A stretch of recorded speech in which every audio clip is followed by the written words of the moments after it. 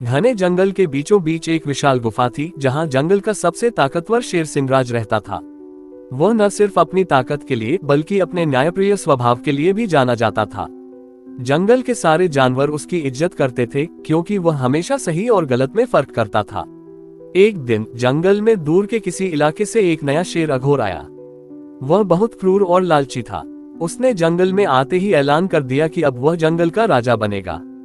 उसने छोटे जानवरों को डराना शुरू कर दिया और कमजोर जानवरों को शिकार बनाने लगा, भले ही उसे भूख न लगी हो।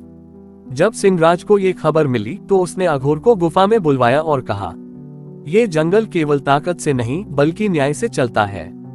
अगर तुम राजा बनना चाहते हो तो तुम्हें जंगल के नियमों का पालन करना होगा।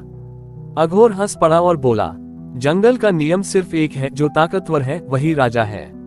सिंहराज को समझ आ गया कि बातों से यह शेर मानने वाला नहीं। उसने चुनौती दी, अगर तुम्हें राजा बनना है तो एक मुकाबला होगा। जो जीतेगा वही जंगल पर राज करेगा। अगले दिन पूरा जंगल एक बड़ी चट्टान के पास इकट्ठा हो गया।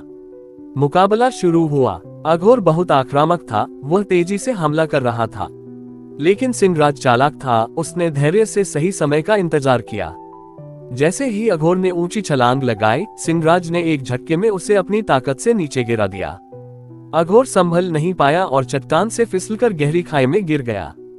सिंहराज ने ऊंची आवाज में कहा, सिर्फ ताकत राजा नहीं बनाती, बल्कि न्याय और बुद्धिमानी भी जरूरी होती है। अघोर की हार के बाद जंगल में फिर से शांति लौट आए। छोटे जानवर निडर होकर घूमने लगे। सिंहराज ने सभी को याद दिलाया कि जंगल में हर किसी का सम्मान होना चाहिए।